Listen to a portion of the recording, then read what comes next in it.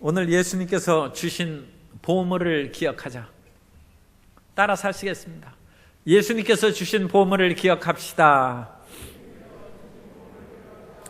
코로나19의 현상으로 말미암아 사람들이 보물을 많이 뺏겼습니다. 경제적인 어려움이 우리나라뿐만 아니라 온 세계적으로 가득함으로 말미암아 어려움이 가득한데, 우리가 먹고 사는데 여러 가지 양식이 필요하고 보물이 필요합니다만 그것이 없어졌다고 해서 인생이 끝난 것은 아닙니다. 왜냐하면 우리의 눈으로 보이고 손으로 만져지는 보물도 있지만 눈으로 보이지 않고 손으로 만져지지 않는 우리의 영적인 보물이 있기 때문입니다. 오늘 예수님께서 우리에게 어떤 보물을 채워주셨는지 그 보물을 기억함으로써 새로운 용기와 희망으로 살아가는 우리 모두가 되시기를 바랍니다. 첫째로, 인간은 타락 이후에 보물을 도둑질당했습니다. 하나님께서 사람을 만드실 때 그냥 만드신 것이 아니라 하나님 자신의 형상과 모양으로 사람을 만드셨다고 했습니다. 인간의 영혼을 고귀하게 만들고 하늘의 좋은 것으로 보물을 채워주신 것입니다. 인간이 창조됐을 때 사람들의 마음 가운데는 걱정, 근심이 없었습니다. 왜냐하면 하나님께서 세상의 모든 근심, 걱정을 다 몰아내버리시고 그야말로 상함도 해함도 없는 에덴 동산에서 아담과 하와가 살게 해주셨기 때문입니다. 그때 아담과 하와는 믿음이 충만했습니다. 그래서 하나님을 경외하고 의심이 없는 마음으로 살아갔고, 하나님께서 아담과 하와의 마음에 사랑을 주셔서 위로는 하나님을 사랑하고 또 수평적으로는 이웃을 사랑하여 서로 사랑하는 부부가 되었습니다. 아담과 하와가 벌거벗었으나 서로 부끄러워하지 아니하였던 것은 그야말로 친밀한 완벽한 일심동체를 말하는 것입니다. 오늘날 인생은 믿을 수가 없어서 다들 옷을 입고 살아가고 자기의 수치를 드러내면 언제 SNS에 올려가지고 그 사람을 비방하고 헐뜯을지 알 수가 없습니다. 그러나 그 당시에는 완벽한 신뢰와 사랑이 가득했고 평화가 충만하여 하나님과 사람과 모든 피조물 사이에 평화가 넘쳐나는 샬롬의 세계다. 그 샬롬은 평화라는 히브리어 말인데 그 샬롬은 단순한 평화뿐만 아니라 평화 속에서 나오는 기쁨을 의미합니다. 모든 것이 평화롭고 기쁜 것입니다. 그러한 보배들이 사람들에게 가득한 것을 보고 마귀가 시기심과 질투심이 생겨서 그것을 빼앗으려고 내려왔는데, 그 마귀가 사람의 마음문을 열게 하기 위해서 인간의 마음 유혹의 말을 던집니다. 너희가 동산의 모든 나무를 먹지 말라고 명령을 들었느냐? 아니다. 우리가 동산 중앙에 있는 선악을 알게 하는 나무 열매만 먹지 말라고 했다. 그것을 먹으면 죽는다고 그래. 그러자 사탄이 얘기합니다. 결코 죽지 않을 것이다. 그 열매를 먹으면 너희 눈이 밝아져서 너희가 하나님같이 될 것이다. 인간의 마음이 교만으로 기울었습니다. 그래서 그 교만한 마음으로 말미암아 마귀의 말을 듣고 마음문을 연즉 마귀가 들어와서 범죄케 하고 그 보물을 약탈해 갔습니다. 하나님께서 범죄한 아담에게 찾아왔을 때 아담과 하와의 마음에는 하나님을 신뢰하는 마음이 사라져버렸습니다. 하나님이 오시자 숨었습니다. 그들의 마음 가운데는 평화가 사라졌습니다. 하나님이 오시자 두려움이 생겼습니다. 뿐만 아니라 아담과 하와가 서로의 책임을 전가하며 서로 물고 찢고 싸웠습니다. 그들에게 사랑은 떠나가 버리고 만 것입니다. 마귀가 아담과 하와의 마음속에 있는 인류의 조상에게 있는 보물을 빼앗아간 것입니다. 그 이후로부터 아담과 하와의 모든 자손은 빈 마음으로 인하여 공허와 삶의 무의미와 허무함 속에서 괴로워하며 살아갔습니다. 그 공허한 마음을 채우기 위해서 학문을 하고 예술을 하고 음악을 하고 예술을 하면 마음에 기쁨이 생기죠. 취미 생활을 하고 여행을 하고 온갖 아름다운 경치를 즐기면서 빈 마음을 채우려 하고 그것으로 채워지지 않으니까 금은보화를 쌓아놓고 마음의 위로를 얻기를 바라고, 마음이 허전하니까 사람들이 나를 사랑하고 존경하도록 헛된 명예심에 가득하고 그것을 억압하려는 권력욕에 치우치는 인생이 되었습니다만, 하나님을 떠나고 온갖 것으로 채워놔야 그 빈 마음은 밑빠진 독에 물을 부은 것처럼 다 새어나가고 채워지지 않는 것입니다. 알렉산더는 왕이 된 후 10년 만에 그 당시 세계를 정복했습니다. 동으로 원정을 해서 인더스강에 이르러서 더 이상 정복할 것이 없다 생각하고, 그 사람은 결국 전쟁의 피곤함과 말라리아 병에 걸려서 죽는데, 바벨론에서 죽을 때 알렉산더가 내 관 밖에 두 손을 내놓으라고 했습니다. 사람들이 관이 이제 운구가 되는 것을 보면서 알렉산더와 같은 대왕도 가져가는 것이 아무것도 없다, 그것을 보게 하라는 것입니다. 인간의 허무함은 채워지지 않습니다. 20세기 전반의 미국의 재벌인 하나인 하워드 휴즈가 수조 원을 남겨놓고 죽었는데, 결국 두려움 가운데 영양실조로 걸려서 죽었다고 합니다. 그 장례식을 맡은 목사님이 그런 기도를 했습니다. 하나님, 빈손으로 왔다 빈손으로 갑니다. 그 영혼을 불쌍히 여기소서. 아무리 재벌이라 할지라도 가져가는 것이 없는 것입니다. 오직 남아있는 것은 육신의 정욕과 안목의 정욕과 이생의 자랑으로 쫓아산 후회스럽고 죄악된 것들만 마음에 남아있을 뿐입니다. 갈라디아서 5장 19절 이하에 보면, 육신의 일은 분명하니 곧 음행과 더러운 것과 호색과 우상 숭배와 주술과 원수 맺는 것과 분쟁과 시기와 분냄과 당 짓는 것과 분열함과 이단과 투기와 술 취함과 방탕함과 또 그와 같은 것들이라. 전에 너희에게 경계한 것 같이 경계하노니 이런 일을 하는 자들은 하나님의 나라를 유업으로 받지 못할 것이요. 남아있는 것은 죄악뿐입니다. 후회스러운 일뿐이고 마음의 고통과 좌절을 일으킨 것뿐입니다. 그것이 인생인 것입니다. 그런데 그것이 인생의 본래의 모습이 아니라 보물을 빼앗겼기 때문입니다. 두 번째로, 예수님께서 오셔서 우리에게 새로운 보물을 주십니다. 예수님께서 오셔서 우리의 보배가 되시는 것입니다. 우리 인생이 변한 것은 아닙니다. 우리 인생은 질그릇입니다. 우리 인생은 흙으로 만든 그런 티끌에 불과한 것입니다. 그러나 오늘 말씀 7절에 보면, 우리가 이 보배를 질그릇에 가졌으니 이는 심히 큰 능력은 하나님께 있고 우리에게 있지 아니함을 알게 하려 함이라. 우리에게는 원래 없습니다. 우리는 티끌에서 나온 존재인 것입니다. 그러나 하나님께서 그 형상과 모양으로 사람을 지으신 것처럼 예수님께서 우리에게 오시면 새로운 보물이 우리 속에 채워지게 되는 것입니다. 그런즉 누구든지 그리스도 예수 안에 있으면 새로운 피조물이라.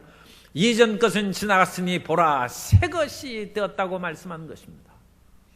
그래서 우리가 예수님을 믿으면 새로운 보배가 우리 속에 있는데, 골로새서 1장 13절에 보면, 그가 우리를 흑암의 권세에서 건져내사 그의 사랑의 아들의 나라로 옮기셨으니 그 아들 안에서 우리가 속량 곧 죄사함을 얻어도다. 이제 우리는 이 땅에서 육신으로 살아가지만 영적으로는 사랑의 하나님 아들의 나라로 옮겨진 것입니다. 옛날 어렸을 때는 주민등록증 나오면 그것을 보고 참 기뻐했어요. 그리고 조금 지나니까 자동차 운전면허증 받으니까 그것을 자랑하고 다니는 것입니다. 해외에 있는 동포들은 영주권을 얻는 것을 바라고, 특히 시민권 나오면 아주 기뻐합니다. 물론 우리나라 국민들이 이제 해외 다른 나라의 시민권을 얻는 것이 그게 절대적으로 좋다고는 할 수 없지만, 그래도 이민 간 사람들에게는 시민권이 나와야죠. 시민권이 얼마나 자랑스럽습니까? 그런데 우리가 이 세상의 시민권이 아니라 천국의 시민권을, 예수님을 믿으면 우리에게 발급해 주는 줄 믿습니다. 그리고 그 시민권을 보고 기뻐해야 돼요. 이 세상에 지금 눈에 보이는 그런 것이 문제가 아니라 하나님께서 우리에게 천국 시민권을 주셨다는 것입니다. 뿐만 아니라 이 시민권을 받은 사람들은 그와 같이 혼자 사는 것이 아니라 예수님이 우리와 함께 계신 줄 믿습니다. 요한계시록 3장 20절에 보면 볼지어다 내가 문 밖에 서서 두드리노니 누구든지 내 음성을 듣고 문을 열면 내가 그에게로 들어가 그와 더불어 먹고 그는 나와 더불어 먹으리라. 예수님이 우리와 함께 먹고 마시고 함께 사는 거예요. 우리는 우리 혼자 살지 않습니다. 우리는 혼밥 먹을 수가 없어요. 예수님께서 항상 함께 계시기 때문에 예수님과 최소한 예수님과 둘이 먹고, 그렇지 않으면 다른 사람들과 함께 어울리는 사랑의 존재가 된 줄로 믿습니다. 예수님께서는 이와 같이 천국 시민이라는 새로운 신분증을 우리에게 주셨습니다. 베드로전서 2장 9절에는 주님께서 우리를 세우시되 택하신 족속이요 왕같은 제사장이요 거룩한 나라요 그의 소유된 백성으로 우리를 세우셨다고 말씀합니다. 이 새로운 신분이 우리의 보물입니다. 우리 성도 여러분 다 이 보배를 가진 줄 믿습니다. 예수님을 믿기만 하면 이 보배를 주님께서 우리에게 주시는 것입니다. 뿐만 아니라 우리의 마음 가운데 새로운 믿음과 소망과 사랑이 회복되는 것입니다. 예수 그리스도로 말미암아 우리에게 회복된 믿음과 소망과 사랑은 영원하다고 고린도전서 13장 13절에서 말씀합니다. 그런즉 믿음, 소망, 사랑 이 세 가지는 항상 있을 것인데 그 중에 제일은 사랑이라. 그 사랑을 이 세상의 어떤 것도 끊을 수 없습니다. 세상에 어려움이 다가오면 믿음도 흔들리고 사랑도 흔들리고 그런 일이 많습니다만, 우리가 예수 그리스도 안에서 십자가의 보혈로 씻음받고 하나님의 자녀가 된 사람은 우리 자신이 예수님을 믿기만 하면 절대로 하나님의 사랑이 끊어지지 않습니다. 이 세상에 먹을 것이 없어도 사랑이 끊어지지 않냐고, 원수 마귀가 아무리 우리를 괴롭히고 힘들게 할지라도 하나님의 사랑에서 우리를 끊을 수 없습니다. 로마서 8장 38절 이하에 보면 내가 확신하노니 사망이나 생명이나 천사들이나 권세자들이나 현재일이나 장래일이나 능력이나 높음이나 깊음이나 다른 어떤 피조물이라도 우리를 우리 주 그리스도 예수 안에 있는 하나님의 사랑에서 끊을 수 없으리라. 오늘 본문 말씀은 그것을 다시 강하게 말씀합니다. 예수님께서 우리 안에 보물을 넣어주셨다. 보배나 보물은 같은 말입니다. 우리 안에 보배를 넣어주셨은즉 이 보배는 사방으로 우겨쌈을 당하고 온 천지가 우리를 가로막고 답답한 일을 당하여도 우리는 낙심하지 않고 박해를 받아 버림바 되지 않고 거꾸러뜨림을 당하여도 망하지 않고 세상의 경제적인 어려움이 다가오고 코로나19의 질병이 다가오고 온갖 것이 다가온다 할지라도 우리를 그리스도 예수 안에 있는 하나님의 사랑에서 끊을 수 있는 것은 결단코 없습니다. 그 보배를 기억하시기 바랍니다. 예수 안에 있는 보배가 바로 그것인 것입니다. 세상에 있는 것을 다 뺏겼다 할지라도 우리 안에는 예수 사랑의 보배가 사라지지 않습니다. 예수님을 믿기만 하면 믿음이 떠나지 않습니다. 천국의 소망이 끊어지지 않습니다. 이 세상에서 이렇게 힘들고 이렇게 살다가 죽으면 너무 허무하지 않습니까? 그렇지 않습니다. 이 세상은 잠시 잠깐요, 우리는 다시 부활할 것입니다. 우리는 영원한 세상이 있기 때문에 이 세상에서도 성공할 사람이 될 뿐만 아니라 그것보다 더 위대한 것은 천국이 있다는 것입니다. 그러므로 세상에서 서로 고생하며 산 사람도 결코 그 사람이 좌절하고 낙심할 까닭이 없는 것입니다. 고린도전서 15장 42절 이하에 보면 죽은 자의 부활도 그와 같으니 썩을 것으로 심고 썩지 아니할 것으로 다시 살아나며 욕된 것으로 심고 영광스러운 것으로 다시 살아나며 약한 것으로 심고 강한 것으로 다시 살아나며 육의 몸으로 심고 신령한 몸으로 다시 살아나나니 육의 몸이 있은즉 또 영의 몸도 있느니라. 성도님 얼굴을 한번 이렇게 만져보세요. 육의 몸이 있습니까? 그러면 영의 몸도 있다는 것입니다. 우리가 영원한 세계를 우리가 실질적으로 가보지 않았기 때문에 믿기지 않을 때가 있어요.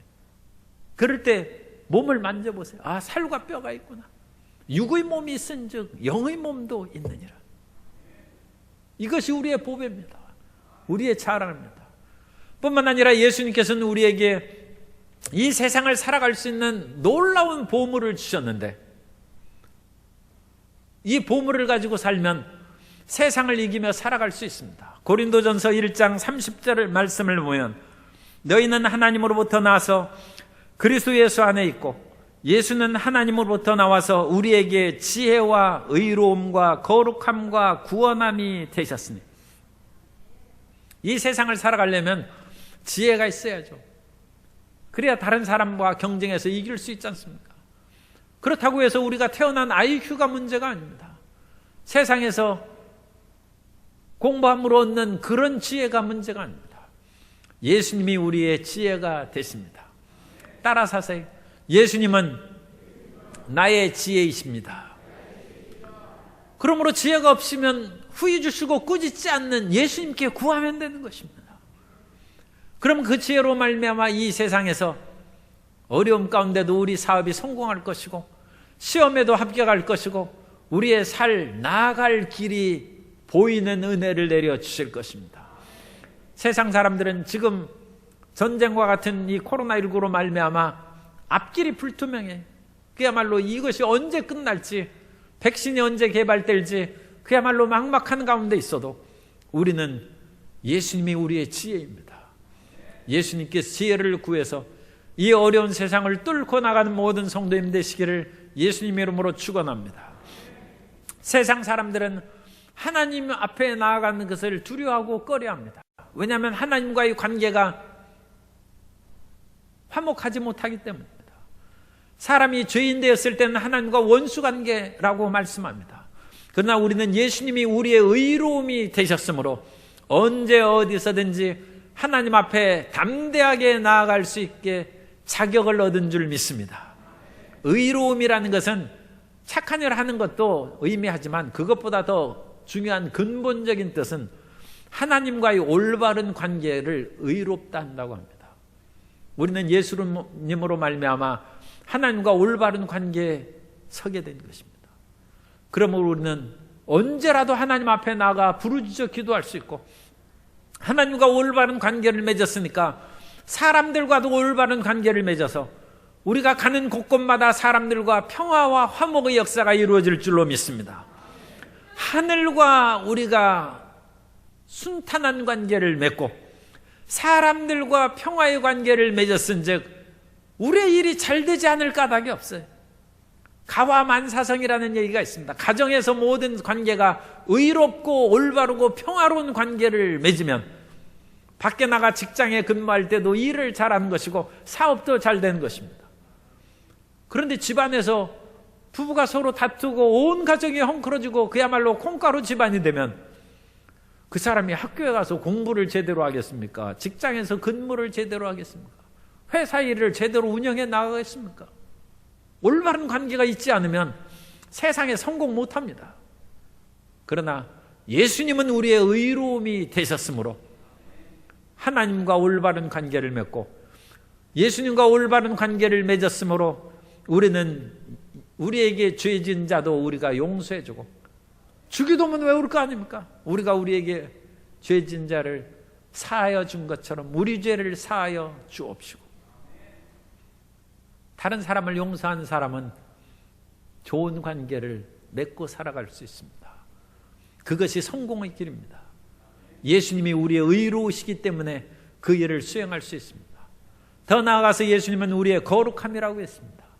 우리는 이 세상에서 불의하고 추악한 존재가 아니라 이제 예수님을 믿음으로 우리 양심이 깨어나고 살아나서 우리는 이 세상의 빛과 소금으로 살아가게 될 줄로 믿습니다.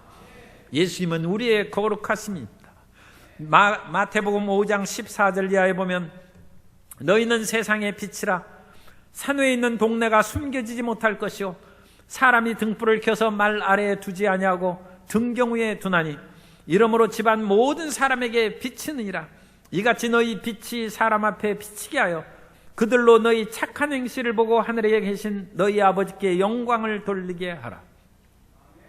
거룩한 존재가 되고, 더 나아가서 우리 예수님은 우리의 구원함이 되셨습니다.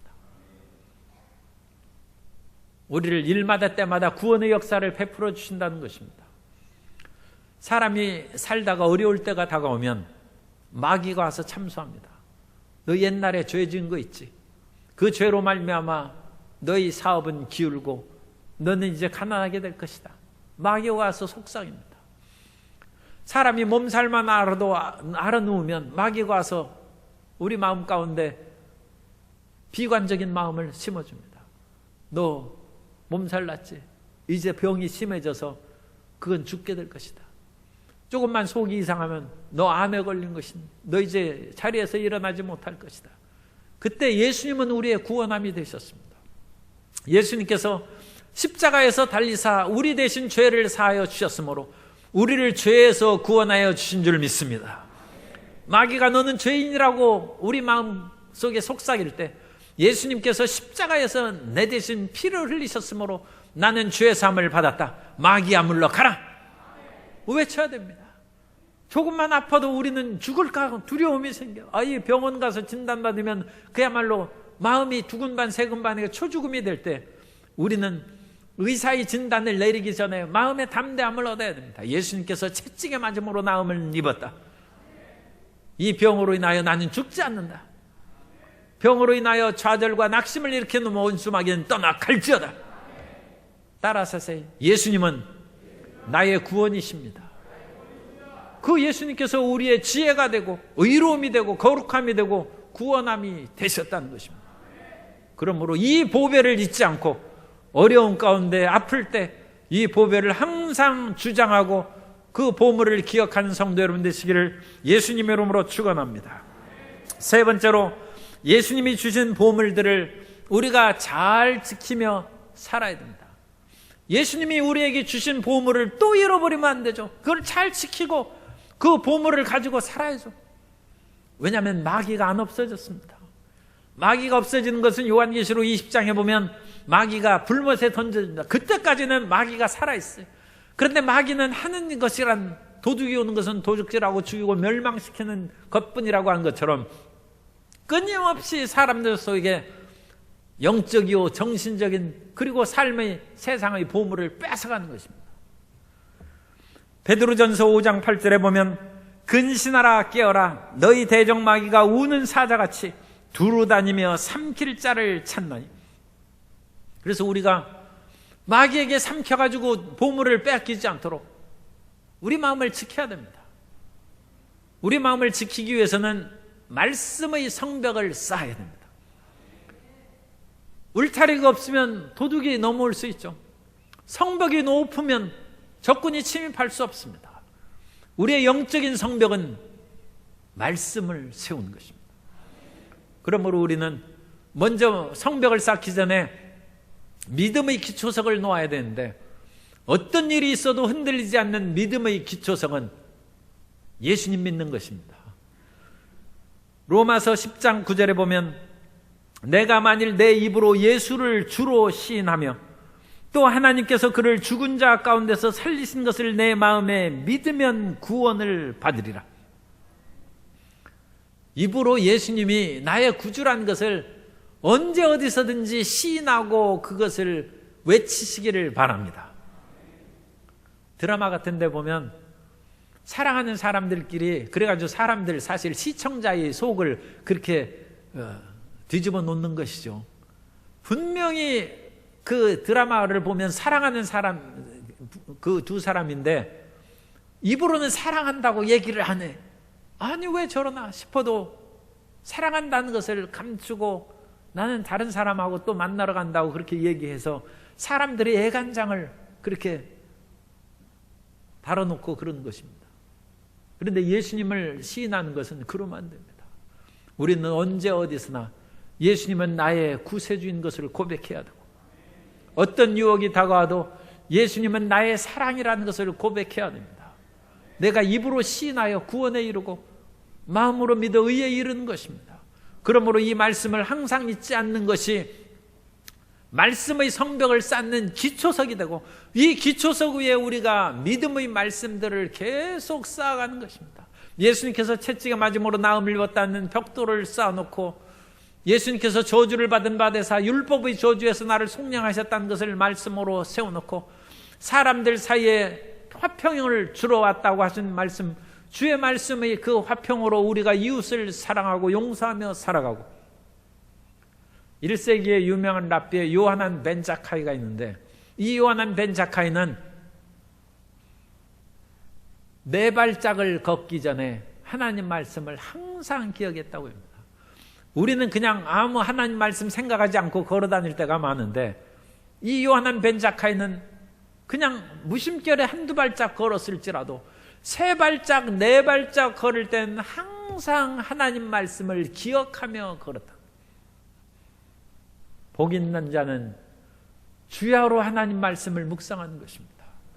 그럼으로써 마귀가 틈타지 않게 하고 마귀가 마음의 보물을 빼앗아가지 않도록 말씀으로 마음을 지키고 보물을 지키는 성도 여러분 되시기를 예수님의 이름으로 축원합니다. 그리고 고대의 성벽이 이렇게 있으면 성벽 둘레에 물이 이렇게 흐르고 있어요. 그걸 해자라고 합니다. 영어로는 모트라고 그러죠. 이 해자가 이렇게 물이 흐릅니다. 그건 성령의 생수를 상징하는 거죠. 오늘날 우리 마음을 지키기 위해서는 우리의 뱃속에서 성령의 생수가 항상 흘러나와야 돼요. 그래서 우리 마음에 성벽의 에워싸는 강물이 흐르는 것입니다. 그러면 마귀가 틈을 못하는 것이죠. 귀신이 틈을 못하는 것이죠. 그런데 우리가 성령 충만하지 않으면 그 물길이 말라가지고 하면 얼마든지 적들이 들어갈 수 있는 것입니다. 페르시아의 왕 고레스가, 이 성경에는 바사 고레스죠, 다리오 장군과 함께 바벨론을 공격합니다. 바벨론은 그야말로 요새고 난공불락입니다. 왜냐하면 성벽도 높을 뿐만 아니라 유프라테스 강이 바벨론 성읍을 에워싸 흐르고 있어요. 그 성읍을 어찌 함락시킵니까? 그런데 페르시아 왕이 유프라테스 강물을 물길을 돌리라고 해요. 강물의 물길을 딴 데 파가지고 물길을 돌렸어요. 그래서 바벨론이 그 성물을 에워싸는 물이 끊어졌어요. 그러니까 사람들이 그냥 지나가는 거죠. 우리가 성령 충만하고 항상 성령의 도우심을 받지 않으면 우리의 심령에, 마음에 성령의 물이 고갈되는 것입니다. 그러면 도둑이 와서 도둑질하고 마귀가 우리가 틈탈 수 있는 것입니다. 그러므로 우리는 언제 어디서든지 성령님을 인정하고 환영하고 모셔드리고 의지하며 살아가야 될 줄로 믿습니다. 우리가 성령을, 음성을 우리 마음 가운데 들려올 때, 기도하라든지 성경을 읽으라 할 때 그것을 안 듣고 1-2번 거절하지 않습니까? 그러면 성령께서 점차 말씀하시지 않습니다. 그래서 성령이 소멸됩니다. 데살로니가전서 5장 19절 이하에 보면 성령을 소멸하지 말며 예언들을 멸시하지 말고 범사에 어려 좋은 것을 취하고 악은 어떤 모양이라도 버리라고 말씀합니다. 성령을 소멸하면 우리 마음을 지키고 에워싸고 있는 물길이 끊어지는 것입니다. 그러므로 항상 우리가 성령님의 뜻을 순종할 뿐만 아니라 기도함으로 성령의 충만, 재충만을 받아야 되는데,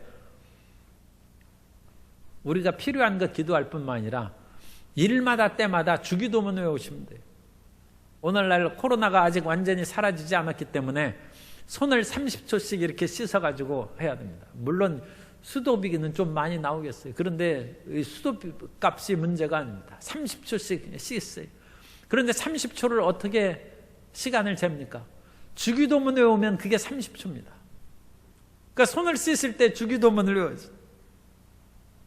그리고 주기도문 끝나면 아주 이제 그야말로 방역 수칙을 잘 지킨 것입니다. 건너물로 갈 때 빨간불 켜졌으면 주의 살피고 건널 생각하지 말고 빨간불이 딱 있으면 주기도문 외우시면 주기도문 끝나면 파란불이 딱 나옵니다. 우리 앞길에 빨간불이 나왔을 때 주기도문 외우고 있으면 파란불로 변하게 될 줄로 믿습니다. 마음의 분노와 다른 사람에 대한 그런 악한 마음이 생길 때 주기도문을 외우시기 바랍니다. 살고 싶지 않을 때 주기도문을 외우시고, 기쁠 때도 주기도문을 외우시고, 중세 때 수도원에서 수도사들은 하루에 1000번씩 주기도문을 외웠다. 그러니까 하루 종일 하는 것입니다. 언제 어디서라도 기도하면 성령의 강물이 우리 뱃속에서부터 생수가 솟아나요. 가슴이 답답한 것은 뭔가 잘못 먹어서 체한 것일 수도 있고, 또 기도 안 해서 그래요. 기도 안 하면 예수님 믿는 사람은 마음이 답답해집니다. 그래서 뭐 잘못 먹었나? 그게 아닙니다. 잘 드셨어요. 근데 기도 안 해서 그래요. 기도하면 가슴이 시원해집니다. 그래서 성령 충만함을 갖고 살아가면 예수님께서 주신 의 마음의 보물을 빼앗기지 아니하고 항상 하나님의 사랑이 충만하고 영원한 천국에 대한 소망이 충만하고 이웃 사랑의 마음이 충만하고 예수님께서 우리에게 지혜가 주셔서 세상을 이기며 살아가게 하시고 의로움과 거룩함과 구원함이 되셔서 넉넉히 마귀를 물리치며 살아가게 될 줄로 믿습니다. 세상에 있는 금은 보화만이 보화가 아닙니다. 우리 안에 보물이 진짜 보화인 것입니다. 그 우리 안에 있는 보물은 죽을 때도 가져가는 것입니다. 그러므로 어려운 삶의 여건 가운데서도 예수님께서 주신 보물을 기억하고 그 보물을 딛고 다시 일어나고 다시 승리하는 모든 성도 여러분 되시기를 예수님 이름으로 축원합니다.